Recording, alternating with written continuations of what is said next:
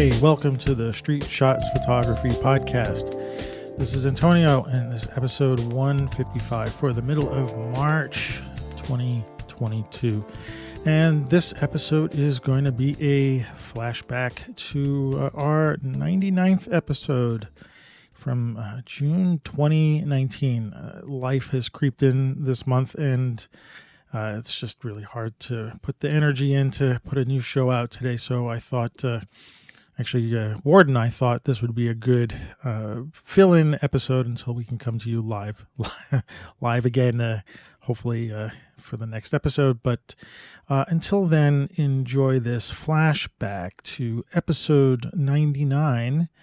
Actually, this might have been one of the episodes that I thought personally myself that Ward could be a great co-host. It took a while for that to actually come out, but this is one that we did together on, I think we focused mostly on Walker Evans and stuff that was going on. But anyway, the episode is called Us Now Praise. So here we go. Rerun episode 99 from June 2019. Anyway, enjoy this and talk to you later.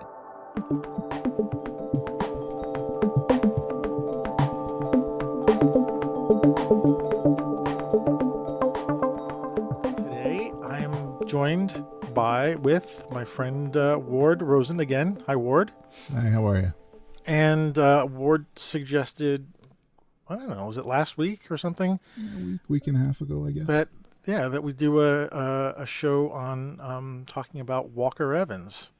And I know you wanted to do a show where we're on the opposite sides, and so where we have a photographer where we can duke it out. Opposite sides on this guy. He's a pretty formative, important guy. So yeah. I think there'll be a lot of agreement. I think so too.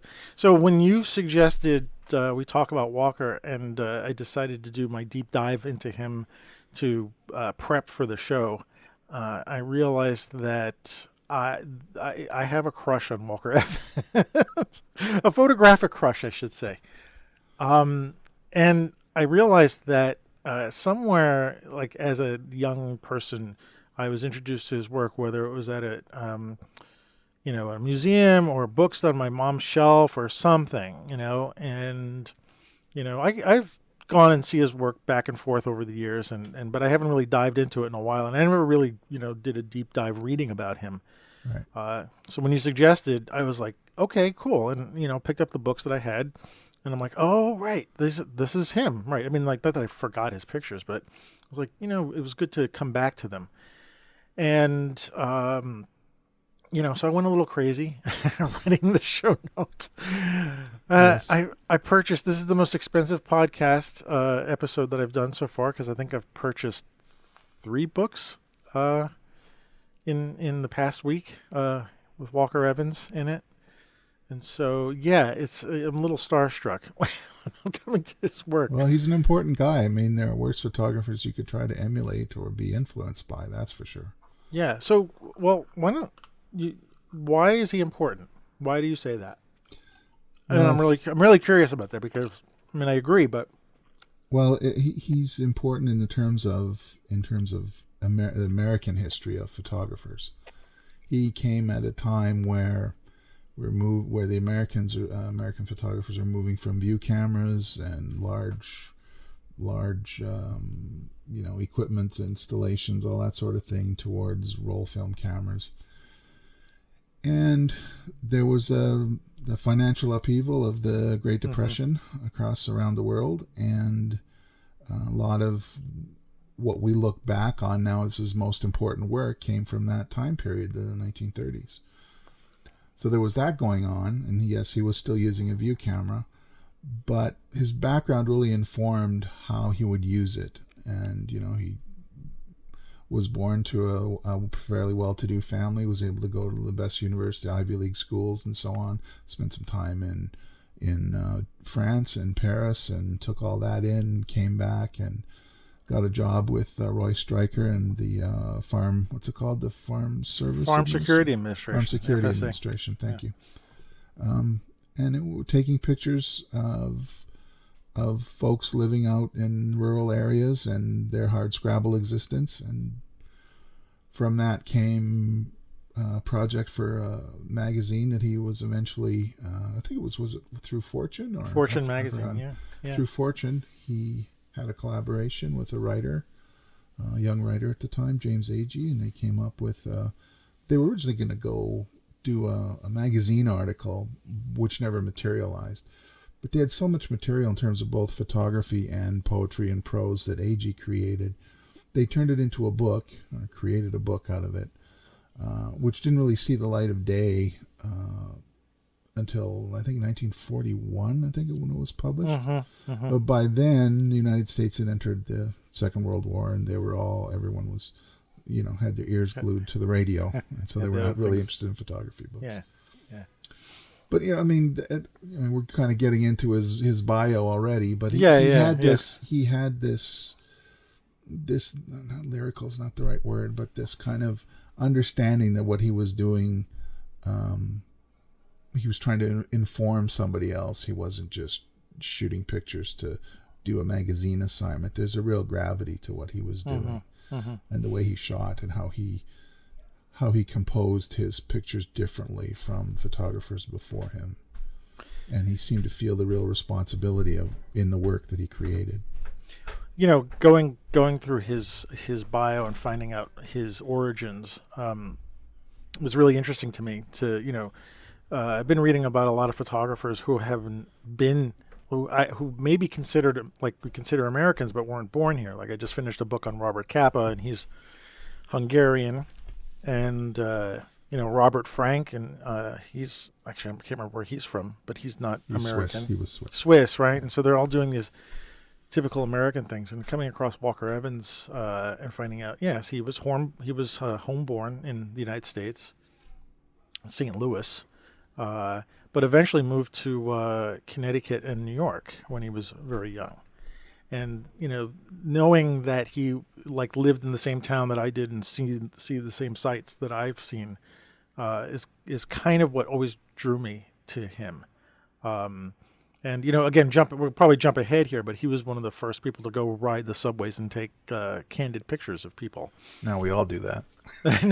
It's just it's nothing new now. Yeah. But it was a big thing for him to do in the late 40s, I believe he did that. But his life was, I wouldn't say it was interesting but not I want to say not exciting. It was like a steady push. As I read through his things, there was a lot of ups and downs. Some interesting trips. He ended up going to Cuba. One of his first assignments was going to Cuba and photographing, where he began to sort of pick up his style. Before that, he ended up after he had announced himself as a photographer. Actually, he studied literature, right? And he wanted to be a writer, right? But he couldn't. I don't think he thought he could write well enough, and so he ended up picking up the camera, which ended up being his way of expressing himself, which is like a lot of us do, we can't do something else and we end up picking up the camera. But one of his first jobs, I don't know if you knew this, he got hired by rich people during the Depression to go on a trip to Tahiti. Oh, no, I didn't hear this one. No. Oh, this was, it sounded like something he wasn't very into, but in just at the beginning of the Depression, somehow he got a job to follow some rich people on a yacht. They were taking the yacht to Tahiti, and they essentially hired him to photograph the whole trip. Which actually sounds like a very modern job. Yeah. People are doing that now. And the rich people wanted to leave because they wanted to escape the Depression, and I think partially he didn't mind doing it in the sense that he'd like to get out of town as well. Right. But I'm pretty sure he despised the rich people. I think he was a little bit on the anti-rich and to-do mindset. But the pictures from there, the few pictures I've seen from them are really, really beautiful work. And then like you said, he actually dropped out of school. He spent a year in France, which influenced him. came back to New York City and worked on Wall Street as a clerk. Try to see how the other half lives, maybe? I Yeah. don't know. Yeah, well, it's so funny. Someone who didn't really care for the well-to-do, working on Wall Street and following rich people. So I think that he announced himself as a photographer to his friend in 1928, and I think he first got published in 1930. Okay. And then 33, he went to Cuba. When he was in Cuba, he met Hemingway. Yeah. And Hemingway, he had a job to go to Cuba and record. And I think he only had enough money to stay there for 2 weeks. And somehow he met Ernest Hemingway, and Hemingway lent him money to stay for another week. Sounds like a good deal. It does. And what's funny is that he, Evans said that Hemingway was a big influence on him. I don't know if it was not his photography, obviously, and maybe in his writing and stuff like that. But it seems like every photographer bumps into Hemingway. Because you and I haven't, I don't think, other than reading some No. of his books. What kind of job was he doing in Cuba? Was it a commercial job? So, he was photographing for an article, I believe, for Fortune magazine. Right.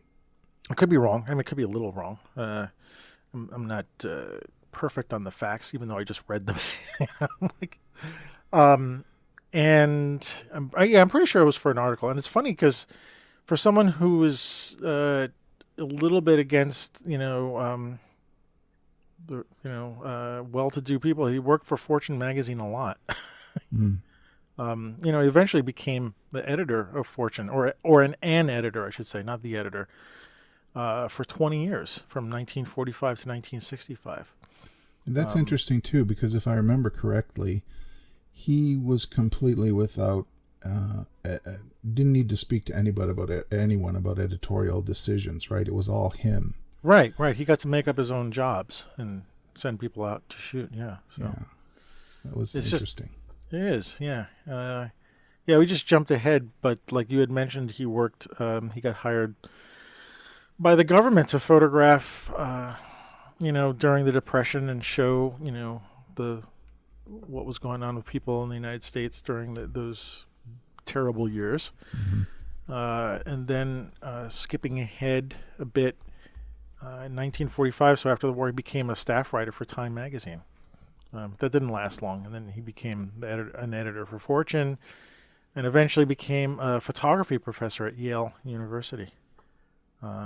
He stayed there for, I think, until he died in 1975. So pretty much of an interesting life. But, going back, I grew up somehow seeing his work, right? And I think perhaps the first pictures I saw, we're going to jump ahead a little bit in his timeline, was his subway portraits.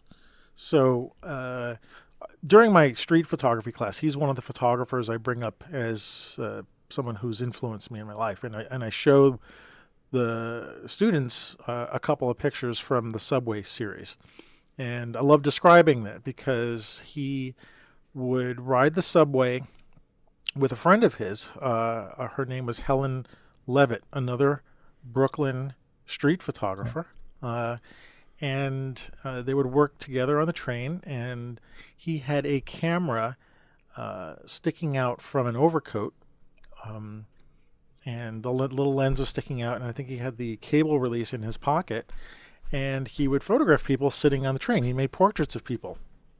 And the pictures he would shoot, first of all, he would shoot in the winter, right, because he had to wear an overcoat.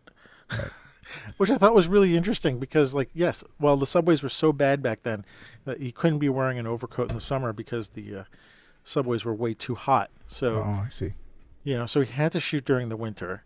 And he would also shoot when the train was stopped because he had to use such a slow shutter speed and his film was so slow that he could not hold it steady enough when the train was moving.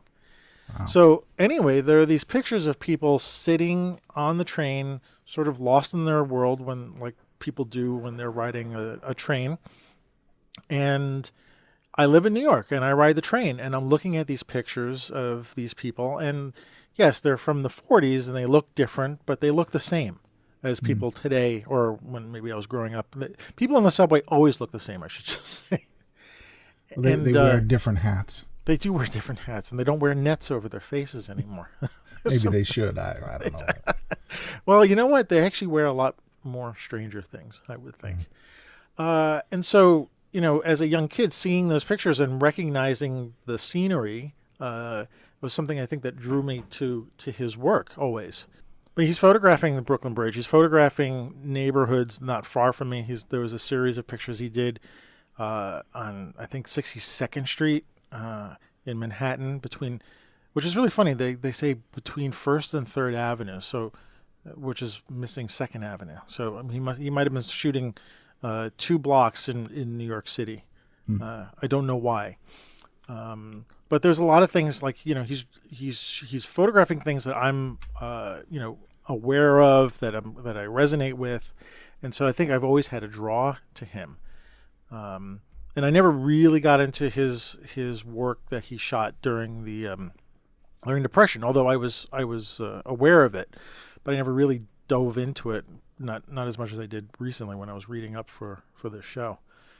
And seeing the differences in the styles and the similarities, like from shooting, subway portraits, and although he did the subway portraits after the Depression, and the stuff he did in New York City, and seeing how, in some way, it's different than what he did in shooting for the FSA, and somehow similar as well.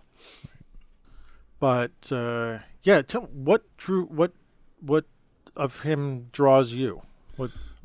Sort of opposite to what you were saying. I only really knew his work from the Depression era. So for years and years, as a kid, teenager, in my 20s, I thought that's really all he was known for, was the FSA work and some of the later stuff and Us Now Praise. So I had kind of pigeonholed him into that. But as I got reading about him into my 30s and so on, then I found that he was a very important sort of, call him like a nexus kind of photographer, where maybe a whole generation of photographers who came in the 15, 20, 30 years later were inspired by him and the way he approached his work.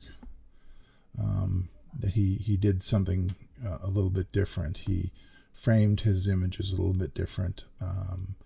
In what way? What do you think? When he would take a picture of, a building front, a garage, let's say, a machine shop, or a grocery store, that sort of thing.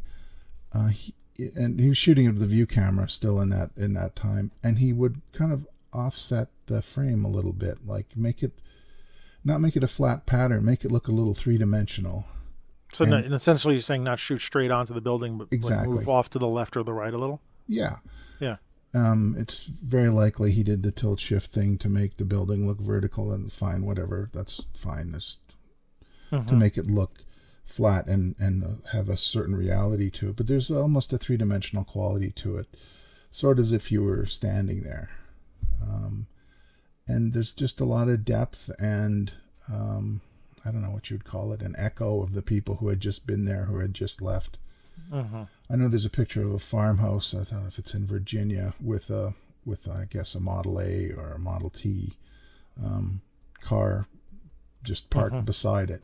And so it makes you wonder, okay, did the farmer who owns that farm, did he just get home? Or is he about to leave? Was this picture taken in the morning or the afternoon, or is he home for lunch? There's not a lot of else going on in that farmyard. It's just the house and the grass and the kind of denuded trees and this car parked beside. So, you're getting this kind of, admittedly, it's a fragment of what goes on in this farmyard, but it's sort of like, well, this family can afford a car and it's in pretty good shape. And, there's just these things that there's a certain reality to it that makes you start to ask questions about what it is that you're looking at. And I think that's an essential aspect to Evans. And do you think that... Sorry, do you think there were other photographers doing that? Or was he, at least in America, or was he like one of the first? I mean, he's really sort of... he's an early on photographer. He's, not everybody had cameras when he was around. So everything is kind of like the first time this is happening kind of thing. And so does he sort of fit that? Like, it sounds like this is sort of a unique way to photograph. Well, I think it's unique for for United States, right? One of his influences was Ad J, and I think you and I had talked about him before, where he would take pictures of storefronts, and he was basically doing a survey of Paris. Paris, yeah, one of his projects, and so there's a feeling of poverty in certain images and that sort of thing, and there's rarely, if ever, rarely pictures of people in them, but you kind of got a sense of what the place was like. But the buildings are older in Paris. There's a certain romanticism to what you're looking at. When you're looking at an Evans picture, particularly during the Depression, it's much more gritty. So he takes that sort of documentary route, and then he has this poet mind, I think, and he's able to, find compositions and subjects that sort of highlight that aspect of, I don't know if it's not desperation, but utter poverty or anything. It could be humor. Like there are lots of photographers that were inspired by him, by these little bits. I remember it was just on a little while ago on PBS there, south of the border, a documentary about Gary Winogrand, who was also inspired by Evans. And the first question he asked early on in that show was, what is it that photography does best but describe? And Evans was, I think, one of the first to use that poetic power and the descriptive power of photography to make his artistic statement. As opposed to capturing it just for what it was. Like, I'm thinking of like the Civil War photographers who were just showing, it's just, bits and pieces of what's there. Yeah, and I think Evans brought this poetic aspect to it. He was inspired by Matthew Brady, and I know he did a lot with. He eventually ended up printing some of his pictures for some job, I can't remember, but he had access to his place. But going back to Winogrand, I found this great quote in this book called The Hungry Eye, which is a great primer for anybody who wants to read up on Walker Evans. It's got a lot of little bits of his story and a lot of his pictures printed way too small for my taste. But again, it's an inexpensive book, and it's a nice primer on it. But anyway, in that, there was a quote by Gary Winogrand about Evans' photography, and I have to read this slowly because it takes a second to parse the words, but Winogrand said, "The photographs of Evans are about what is photographed and how what is photographed is changed by being photographed and how things exist in photographs." So that's a very Winogrand thing to say. Parse that out. Winogrand's from the Bronx too, right? So yeah.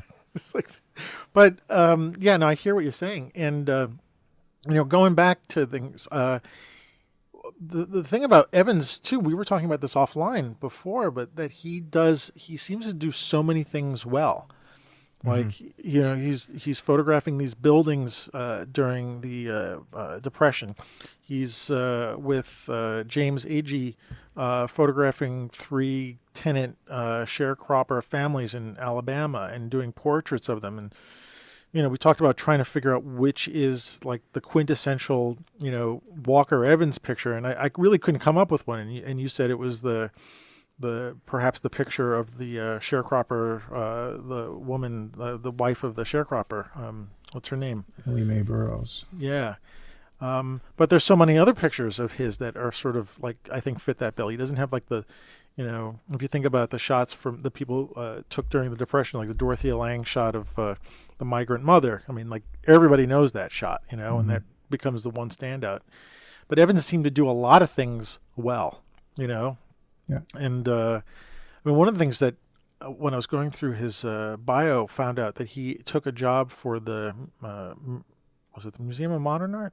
I'm going to get this mixed up. Well, he was the first photographer to have a show at Museum of Modern Art. He was? Yeah. Oh, I did not know that. Oh, it is true. He was. Hang on, let me find this information. God, I might get the museum wrong now.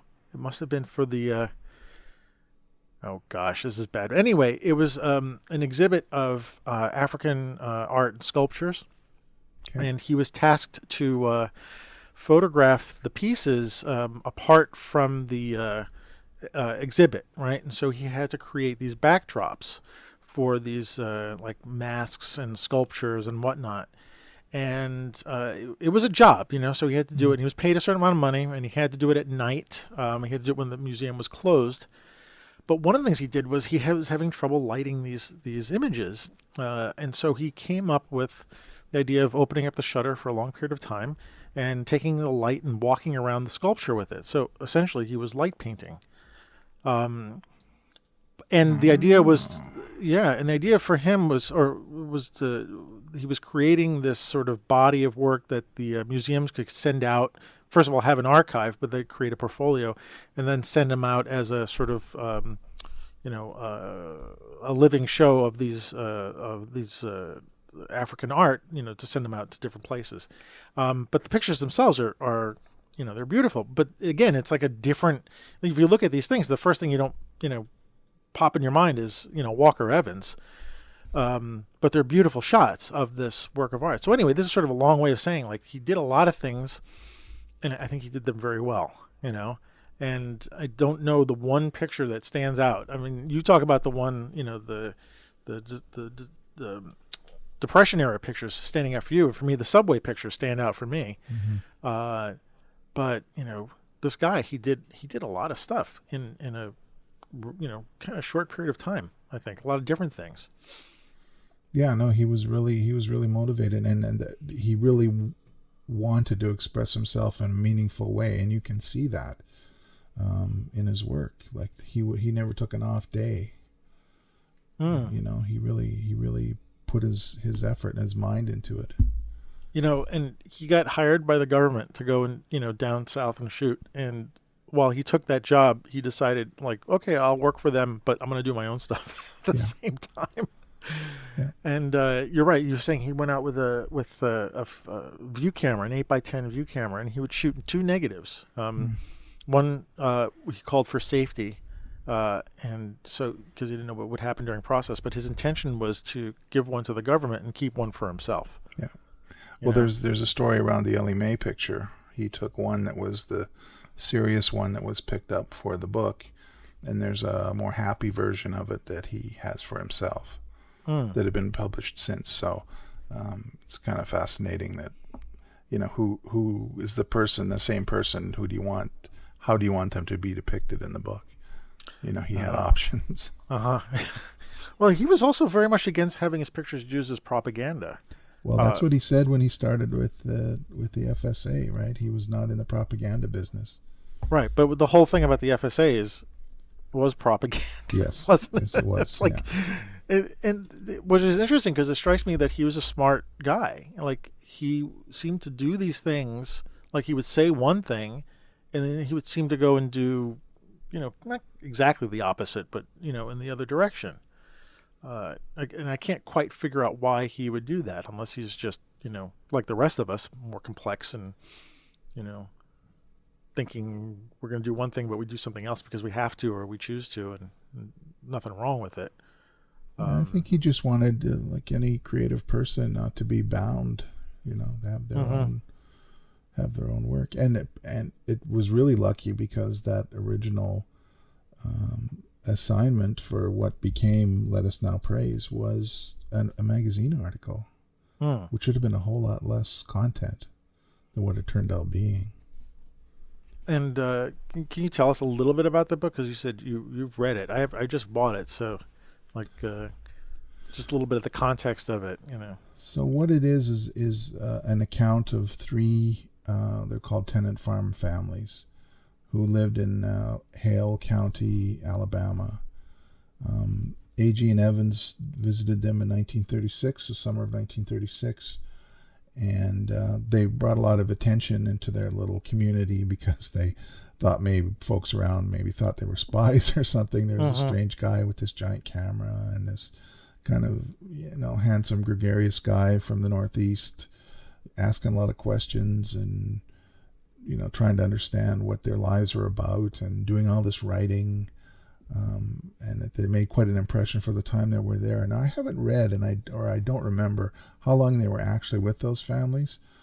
But what they came up with. I think it was like 6 weeks. 6 weeks? Okay. Yeah, more or less. Yeah. Most of the summer. So yeah, they got a real, portrait both from the photographic point of view and also from a prose and poetic and essay point of view about what their lives were like, what they were like as individuals, all their pluses and minuses, warts and all.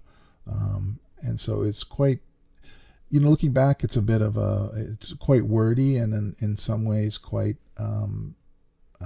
what's the word I'm looking for? Dated. But it's very, very descriptive. So when they're talking about, the smells in the house and all that kind of stuff, you feel like you're really there with A.G.'s writing. So really the project is more about A.G.'s writing, and Evan's photographs kind of punctuated it and gave you faces to the names that were in the book. Sorry. What was also interesting about it was they had pseudonyms for all the people in the book. And then once they came out and there was a little bit of fame came back on the families, they said, well, no, it wasn't Allie Mae, it's Ellie Mae. And, my last name isn't Cudger, it's Burroughs. And so there was a bit of, their identities weren't very well hidden. I mean, they did rename all the communities around there for the purpose of the book, but it was pretty plain who those folks were. But yeah, it was just an editorial choice, I guess. You're saying this, and I realized that it was going down to do an article for Fortune magazine. This was not shot for the government then. These shots. No, it wasn't. No. So that's interesting because I, as I'm doing some research, I'm finding where I can download some of his photographs. And there's a bunch of stuff up at the Library of Congress, and there's also a bunch of stuff at the New York Public Library, which is really kind of cool. And some of these pictures are there in sort of the public archives. So I'm actually kind of curious about that. If he was shooting for an article for a magazine, why is this stuff in the public domain? Unless it's just because it's long enough that it's available, but. It's entirely possible. I think almost all of his work is in the public domain now, I believe. Not all of it. No. A lot of it, when he died, his estate gave a big, large collection of his work, or whatever they had, to the Metropolitan Museum of Art, and they own the copyright for that. So there is some crossover between the Library of Congress and what the Metropolitan Museum have, and those are not accessible. But there are some from the same shoots that are accessible. So I don't quite get the rights thing, and this is not sort of the direction I want to go in. But what's cool is that you can go. We sort of said this offline again. Because he shot a lot of this stuff during the Depression, some of it was shot for the government, and it's available for the public to view. It's sort of his gift to us, which is, is still there for us to access. And so I was able to find a lot of his pictures that were quite beautiful. And, if you want, you can download them. They're a couple hundred meg TIFF files. And if you wanted to, print your own Walker Evans and hang them up in your walls, you could do that without a problem. But I was just curious about that because I just realized that, we think about these pictures of the migrant families as typical, stuff that he may have done obviously during the Depression, but it wasn't a government thing. It was a privately run, article. Yeah. I think the article was suggested by Fortune by James A.G. I don't know if Fortune came up with it. I think A.G. pushed them to send them down there. Yeah, so I think anyway, they had crossed paths. They had known each other. I think it was, if I'm not mistaken. Who? They weren't just Evans? thrown together. I think AG and Evans. Oh yeah, no, they knew each other, but I meant that AG pushed Fortune to send them both down there to do that. Yeah.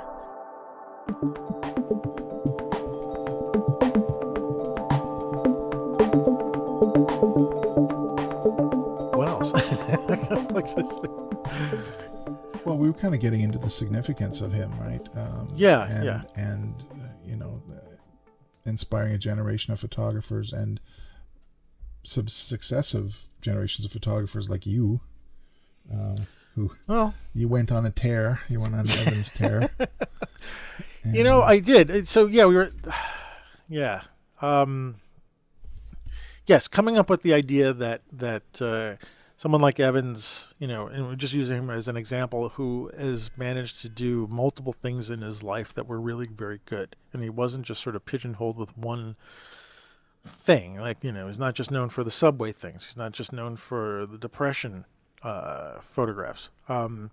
And, obviously I'm very influenced by things that I'm reading right at the time or doing right at the time. So, reading about him, looking at him, and I'm thinking, personally, I'm going through my thing about, like, I'm getting a little tired of shooting street photography. I mean, it's there and people are there and I like doing it, but, at a certain point there has to be something else to do. Mm-hmm. And getting into reading about Evans or any other photographer or anybody else, sort of, in this case, gets me out of my own little hamster wheel, Mm-hmm. and it's like, oh, well, there's other things I can photograph. There's other ways to look at things, and so perhaps I decide to look at things the way Evans did, like, just documenting, right? Not trying to, how did they say it? Not looking at something that is, that's something that can be photographed and is not photographic. Does that make sense? Yeah. Yeah. So not the thing, but what the thing looks like photographed. Exactly. And I didn't quite, I think that was on my mind's eye. I couldn't quite put words to it when I was shooting, but I was thinking, okay, well, I can go and look at things in this way, in a way that Evans showed that we can look at things. And, personally, I found that a very freeing way to look. Yeah. Suddenly, I was like, and, as I went further into his, into his bio and hearing what he was having to say, it's like, it sounded like he had some of the same things going on. He was, when he stayed in Europe, he was very influenced by European photographers and the real stark, architectural details and abstracts, and thought there had to be something more to photography than just this, and he was able to move on and do other things. So he was also influenced, being influenced by Matthew Brady and the way Brady photographed the Civil War, the monuments or the battlefields, and even the way soldiers were, standing up and being photographed against, tents or something like that. And you could see that he was able to say, well, there wasn't just one thing to do. There's all these different ways to photograph these things, Right. And being that he used multiple different cameras, he used a 2 1/4 camera, he used an 8x10 camera, he used a Leica for shooting lots of pictures, street pictures. I don't know what he used for his subway shots. I'm really intrigued by that because, how did he wind the film? Yeah. When the when the camera's Practical underneath. considerations of shooting covertly. Yeah. Yeah. But yeah, I don't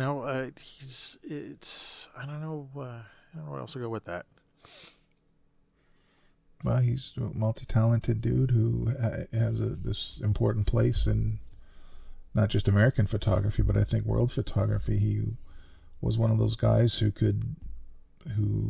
like I say, took his work very seriously. He was at a time in history when there was something important that needed to be documented, and he was one of the guys, and he was maybe you'd say the guy to document that for. And I think in terms of the inspiration for other photographers and his importance now. I know you had come up with some questions about what his importance is now. I was thinking about that. Yeah, I mean he's definitely resonates. In what way? What do you think? Well, just the way he captured the people and the locations that he photographed. It's sort of like this picture of this vegetable store in the middle of Mississippi in the 30s. It's sort of like, oh, this is how people lived their lives. This was the place you went, and look, there are no locks on the doors. The door just turns with a piece of wood to stop it from flying in the wind, and the car's parked there, and there's a barrel of potatoes out front, and just like the meaningless detailing. So we talk about when we shoot street photography and who's going to be looking at this and these cars that I'm photographing or whatever. Well, skip ahead 50 years or 80 years, then that'll become interesting. Well, that's what we're looking at here with him, right? These places that don't exist anymore.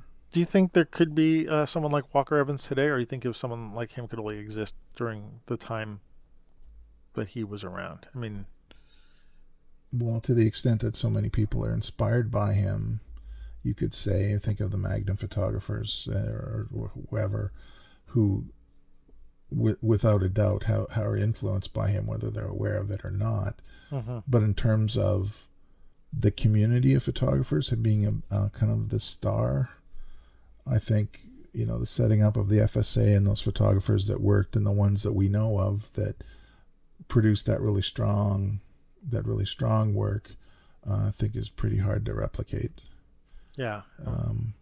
What would be the analog now? Would it be, I don't know, war photographers, or I don't know, because like there isn't that.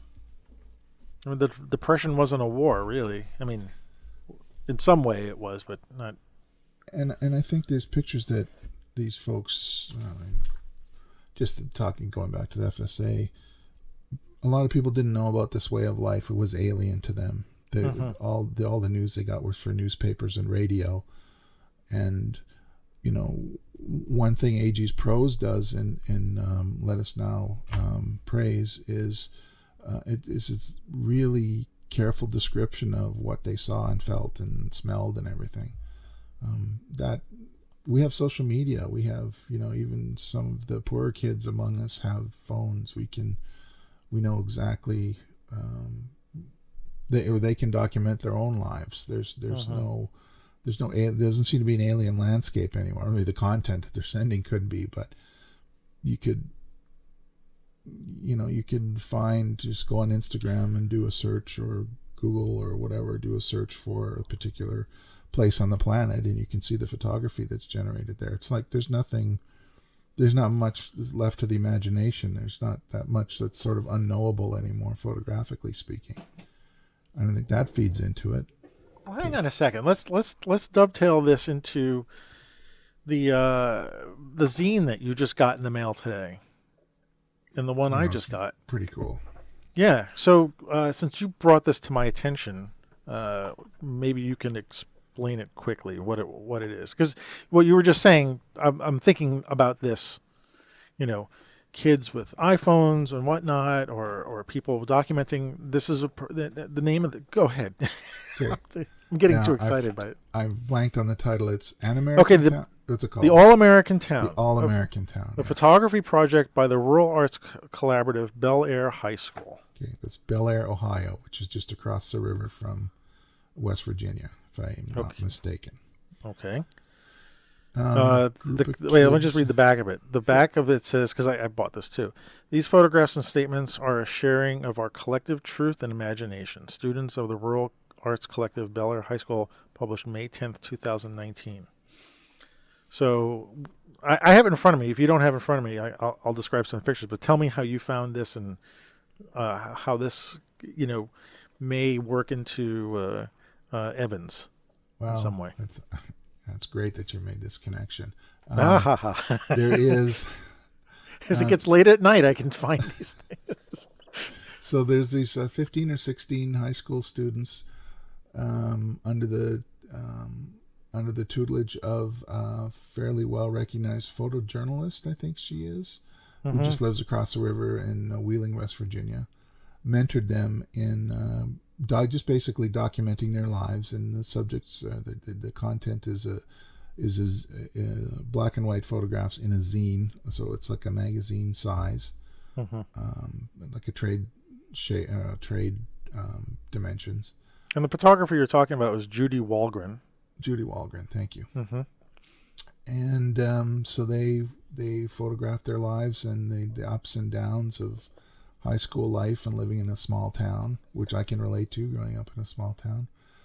And they came up with this zine, and it's really amazing because the sense of sometimes isolation and what's the word I'm looking for? That you're not popular. You're and kind of the emotional life of a teenager in this day and age. It's palpable in that book. It's in that zine. It's amazing. It's amazing because they didn't have any limits. They could shoot, maybe if they were shooting with their iPhones or their whatever digital cameras they have a lot of flexibility in terms of shooting at night, or shooting during the day, and in cold weather. There's some really interesting stuff that was shot around snow.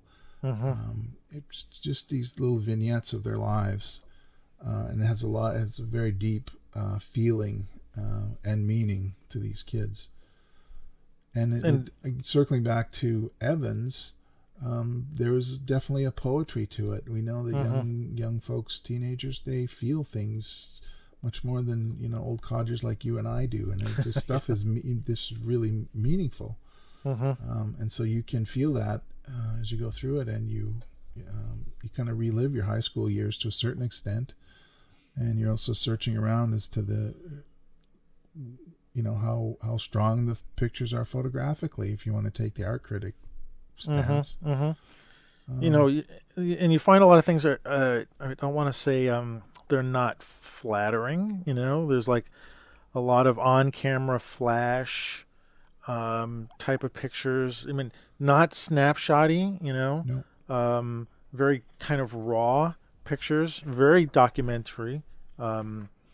Looking at, you can definitely see the roots of like an Evans in this, especially some of the interiors that are lit with like a straight-on flash that remind me of some of the shots from the Let Us Now Praise Famous Men, where Evans is photographing the insides of the sharecropper's house and using raw flash because there's not enough light in there, and it gives this kind of almost I want to say like police photographer kind of look, like just literally a recording of the room with light, And like here I'm looking at the students, one of their pictures is looks like it's a candelabra, or it looks like a menorah almost, and it's lit straight on against a speckled wall with a map in the background, black and white. Looks very harsh. It's a beautiful image, and it's not being lit with nice fancy lights. It's just whatever the person was photographing with. And there's a lot of that in this room. So when you pick up this zine of this kid's work, and you go back and you think of someone like Evans or any of the people he was working with during that time, it's like this is a direct, line to that kind of work. There's a great shot of some sneakers and a gutter or something.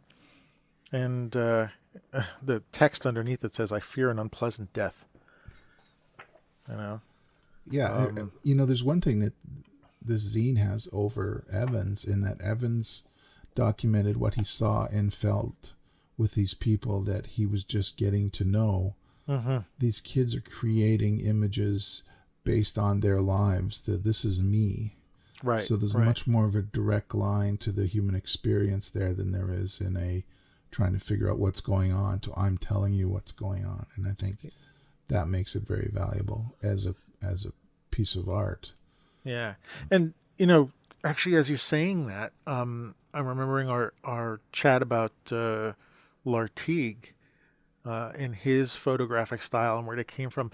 And somehow Evans is almost the exact opposite. There's almost no pictures in any of the things I've seen that document his own life.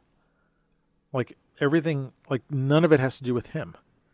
No, all you see is those portraits of him by his famous photographer friends. Yeah, that's all. And they're great shots of him, but but nothing. He has not there early on. Maybe there's some self portraits, like shadows that he did of himself. But that's early on in his photography career. But later on, it's like nothing to do with him. Like every once in a while, like he'll catch himself in a mirror someplace. Shooting a barber shop, and you can see him in the background in the mirror a little bit, but none of the pictures that I've seen have anything to do with his life. Like he's always documenting somebody else's life, which is, going back to Lartigue, and Lartigue was all about photographing himself and the people he knew and whatnot. So I just think that's very interesting. And you're mentioning that because of these students, they're all documenting their own lives. Also, too, I'm just wondering, I'm just spitballing here. Snowballing, spitballing. So I'm doing something. That maybe he didn't want to bring attention to his affluent upbringing. I think maybe he liked being out in the field. He liked the work that he was doing. And that he just didn't think it was interesting for folks. Is that the idea of being a pure documentarian? Like you just... Could be, absolutely. As much of a fly on the wall as possible. It has nothing to do with you. That's kind of a hard thing to do, I think. I mean, that's why, asking that question, could someone like Evans be around today? And the only people I would come up with off the top of my head would be like photojournalists who really much aren't, about documenting the world and not anything about them or in their involvement with their subjects or anything like that. Right. But... and the rest of us are all about ourselves. Yeah. Taking pictures of ourselves. So why do you think people should be interested in Evan's work? I mean, I always think about this question because I ask people, in my photography classes, first of all, I have to understand that people, did not grow up in the photography world like I did, right? So, formal education, I kind of knew about Evans anyway, in some way. But people today, they don't know anything about these people. No. So, when people are listening to the show or thinking about Evans, like why should they be interested in his work? Like, what do you think?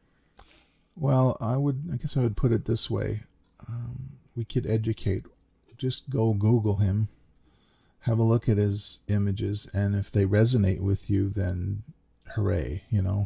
That's you can't really. You think doing that is a worthwhile thing to do? Because it is in the context of if you're having a conversation about photography with somebody, and Walker Evans comes up, or in a class or whatever, I'd encourage anyone to go Google him or carry on the conversation like you and I about the value of his work. Right. And but well, I was going to go ahead. You have to experience. I think you have to experience the art to see whether or not it's going to have an impact. I mean, I don't know that.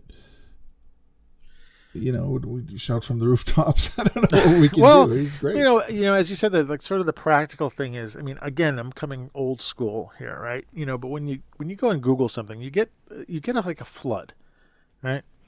Of without any context of anything. It's a flood of imagery, of words from people that don't. It's a blender of stuff. And when you mentioned doing the show, and I decided to dive into some of the books I've got, and I got some sort of careful kind of leading into his life, and it was curated in some way, obviously, because it was written by somebody. And, contrasting the two things, like going off and just, when you Google him, it's just like looking at a bunch of stuff, like looking at Instagram, like what do you make of it? But doing some sort of, I don't know. There's something about that just, I don't know if that's... Okay, so but I get what you're saying. Okay, yeah. So why don't we start with just having folks have a look at his quintessential volume, the American Photographs? Yes, American Photographs. American Photographs. That's coming in the mail tomorrow. More money to spend. Yes.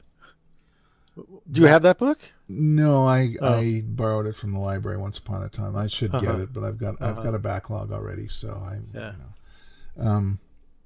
but yeah, that one is it's basically a monograph of from all over the place, from I don't know when he started, till I forget when it was published. I can't 1938, remember, 1930. Anyway, so there's the condensation, and it's like 400 pages, isn't it? It's huge. And start there. And I'm in my mind, I always ask people to have a look at it, and if it resonates with them, we can continue the conversation. That's that. I can't beat a dead horse if someone doesn't like it. If it doesn't appeal or appeal to somebody's aesthetic or kind of art, previous art experience, there isn't really much you can do to make someone understand it or value it. Of course not. I come from that place of like it's incredibly valuable to sort of pay attention and learn to the people whose shoulders we stand on while we're doing this stuff. Like, why do we photograph like this? Why is street photography like this? Why is documentary photography like this? Well, it kind of started someplace, and it's kind of great to go back into time. I'm a big advocate of I'm becoming more of a big advocate of learning these people, like, from scratch, learning and seeing what they do and what the context that they were in. And everything like that. But yeah, if it resonates, it's great. If it doesn't, so what, right? Just move on to the next thing. But yeah, it's always fun to like try to find out, do you, like a student, do you know Walker Evans? People are like, huh? Who? What? I had the pleasure of today showing somebody this book that I got, The Hungry Eye, which is the one I was telling you about at the beginning. It's also a good little primer on his stuff, and sitting him down and saying, I'm reading about this guy. Look at these guy's pictures, and he was flipping through the book, and he was like, seeing pictures of Coney Island and seeing pictures of the Brooklyn Bridge and the subway shots, and it was really good to see someone sort of experience Walker Evans for the first time. That was a nice experience for me. That was cool. To be able and local sights and sounds. That's cool. Yeah. It was actually someone I work with, and he's doing a documentary now on Greenwood Cemetery, which was I was like, yeah, well, they're same time period, everybody, kind of. So, yeah. So any kind of we've been on for a little while now, yeah. So any kind of last thoughts? I mean, we barely scratched the surface with this guy, and. I have a feeling we have to come back and yeah, I think so. I mean, I look at him. I look at Evans as such an inspiration to the later photographers, the Winograns and the Robert Frank. That whole aspect of capturing life and culture in America. He's kind of the center of that, I think. Has he inspired you?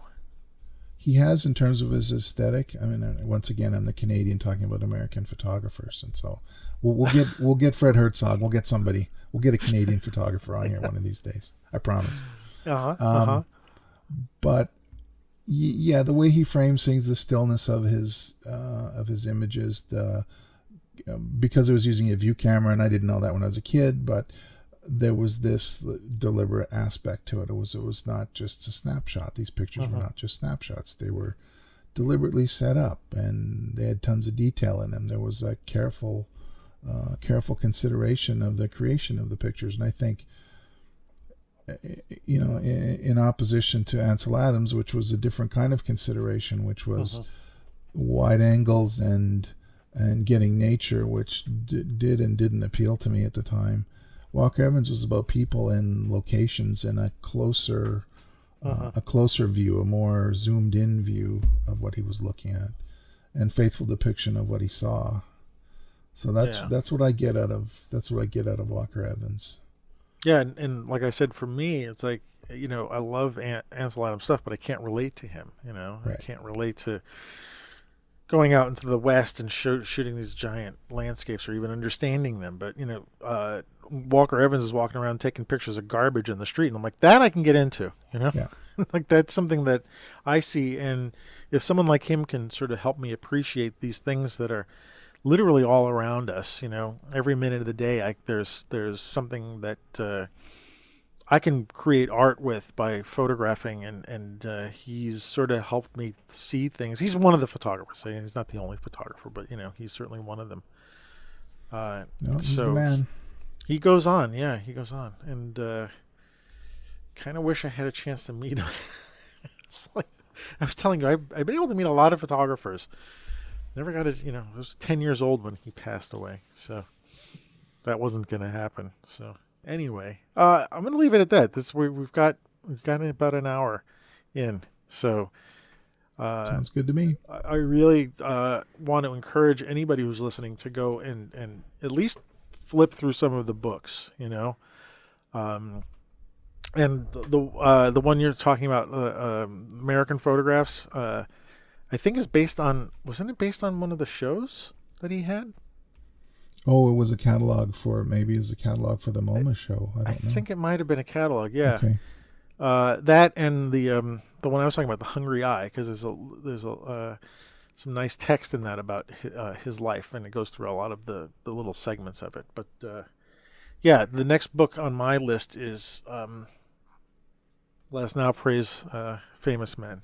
Yeah. So I'm going to read that. So I definitely encourage you. And then I want to have links in the show notes to the couple of his collections at the New York City Public Library and the Library of Congress. Depending on where you are, you may or may not be able to access those. I was able to access them from here in Calgary. So both the Library of Congress and the New York Public Library? I didn't try the Library of Congress. The New York Public Library I was able to get to. Yeah. Although, could you get them with a VPN? Nope, I just got them through my connection. No, but I mean, if you were having trouble with it, like if they were like a different country was... possibly, I don't know. VPN, it really depends on how they were set up.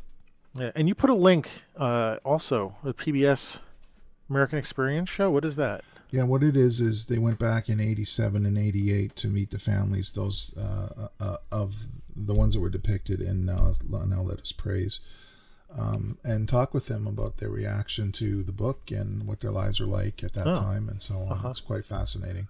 Oh, okay. And I think it would be a good postscript maybe after you've read it, or if you've skimmed through it or whatever.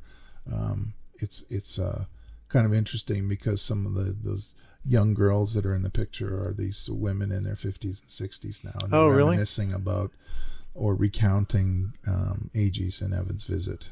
Oh, that's interesting. It is interesting. Yeah. And I found a little 4-minute video called "In His Own Words," where Evans is talking about his work and some of the stuff that he did. So that's worth listening to. I got those in the show notes. So, and I wanted to end on one quote that is attributed to Evans that I think really is worth hearing.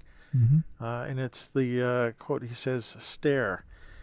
It is the way to educate your eye and more. Stare, pry, listen, eavesdrop. Die knowing something. You're not here long."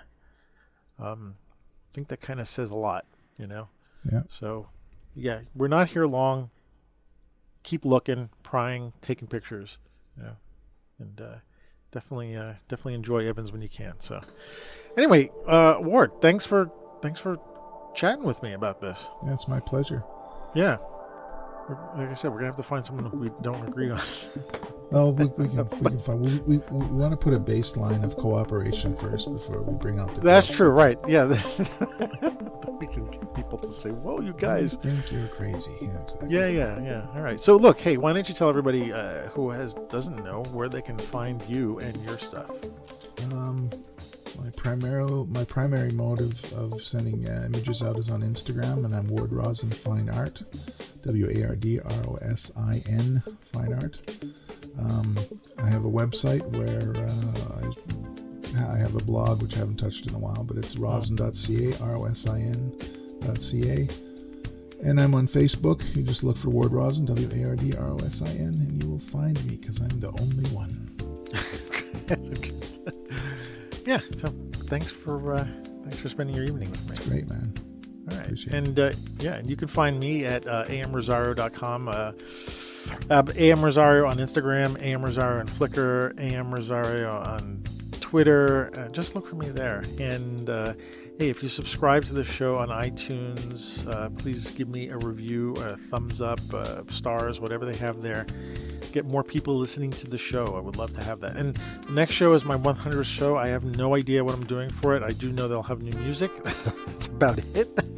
Yeah, that will happen at the end of the month. I've 100 shows. It's going to be crazy. So I was maybe hoping, well, I'm not going to say anything. I'm not going to give anything away. So we'll see. I'll try to make it worthwhile. So anyway, thanks for hanging in there, and yeah, let us know how you like the show, and I will see you later. And if Tom was here, he'd say adios.